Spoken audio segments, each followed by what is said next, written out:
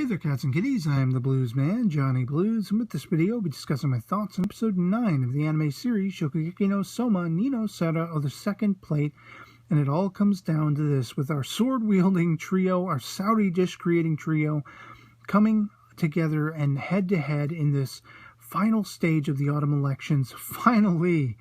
And, not without breaking precedents. Of course, I was actually pleasantly surprised that they hadn't actually conformed to my speculation, in that I thought we were only going to get Rio and Akira's dishes, respectively. But Soma, as well, by the end of this episode, is able to complete his dish, all three of them, by the turn of the moon. There's something added, a special sort of miraculous quality in their opening the roof of this arena and having the moonlight shone through and having 2 hours to complete their dishes, the course through which basically the moon will go from one side of the roof to the other, and its moonlight will illuminate sort of the dark recesses of this arena, of these opponents' souls, if you will. And it just makes it that much more exorbitantly miraculous to me, and somewhat beautiful. I mean, it's a competition between three characters who have come so far and evolved so much.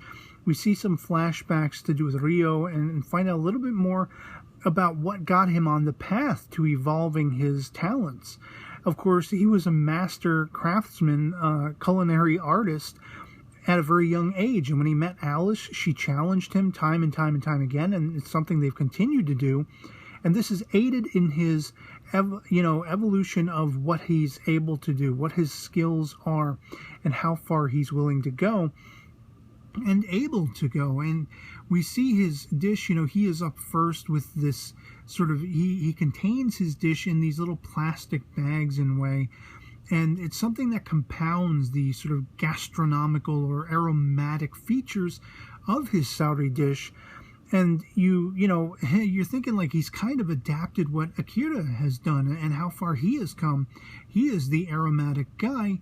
And, basically when Akira is up for the count, boom, he's got something that is very much equaled to that, in his, just utilizing his skills once again. As the Elder Nakiri or Dojima says, they have both evolved even that much more just since their last match, just since their stalemate. And Akira, he's no slouch when it comes to the aroma. And, he basically makes what looks to be sort of a antipasto salad kind of, deal, but then he uses a torch to nuke the sucker and really bring out that aroma. And he's basted the fish, I forget what it was, a kind of sauce that lets it, basically sear the fish all the way through and really bring out that aromatic flavor, for lack of a better term. So you see that, Rito and Akira are basically evenly matched. They are really toe-to-toe, honest-to-God level competitors. And everyone is like, how can Soma even begin to deal with this, And I love in the midst of this, you have, basically Leonora, Alice's mother, breaking her, broken Japanese. Once she's in the zone, once she tastes something, this incredible. I mean, basically she starts talking really fast, like that old Micro Machines commercial guy talking super speed, and in perfect Japanese, in perfect harmony, in sync with the flavor of the dish and how much it has rocked her soul. But of course, speaking of fish, speaking of soul, Soma, he has brought it to bear, and it's something that it's a feat of amazement for me. Not that I was counting Soma out. This is exactly what I expected of Soma. And even one guy in the crowd is like, oh, he's done something weird again, what is it going to be? And it's like this salted bran flake powder, or whatever it is, coating, that he's used to age the fish. And what I really love, what is tantamount, is that it's the culmination of everything he has learned in trying to age this meat, from the help, from the assistance he's gotten from all of his friends, all of his compatriots. They all managed to inspire the end result in how he would approach this. And the thing that really gets me is, by the end, everybody, all of the judges has basically had enough. they've tasted his dish. They've been rocked by Ryo's and Akira's dishes, respectively. And you think Soma has been cut short. And he's insistent you should have seconds. There's more to it. There's something else. And it's like, well, how much further can he go?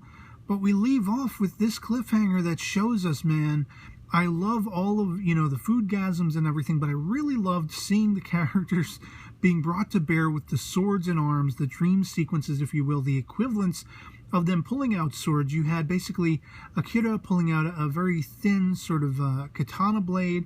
You had Ryo pulling out a buster sword a la Cloud Strifes in Final Fantasy VII. And when it comes to Soma, it's only at the very last vestige of the entire episode that he pulls out a flaming sword, and it's like, boom, cliffhanger. Well, what is it? What's next, What has he got up his sleeve that is going to either evenly match these two competitors or blow them the hell out of the water, which is what I'm kind of loosely expecting. I'm erring on the side of Soma blowing everybody the hell out of the water. And so, hell yeah, man, this episode rocked my world. I was so glad we got to see all three competitors' dishes. Even if we didn't get a final result, we were very close, but Soma's not done. And it's going to be really exciting to get into the next episode and see what the rest of his dish has to offer and how much further it's going to rock the worlds of the trio of judges, respectively. The Elder Nakiri, Leonora and Dojima, respectively. Damn. There was a moment where they showed everybody, downcasted expressions. They all expected that was it. Soma had lost. He was done for. But the boy ain't out. And he learned, and he evolved, and he used every aspect of the skills and the learning and the inquisitive nature and the curiosity and the soul-searching. Everything has been brought to bear with his blade, this Sauri dish.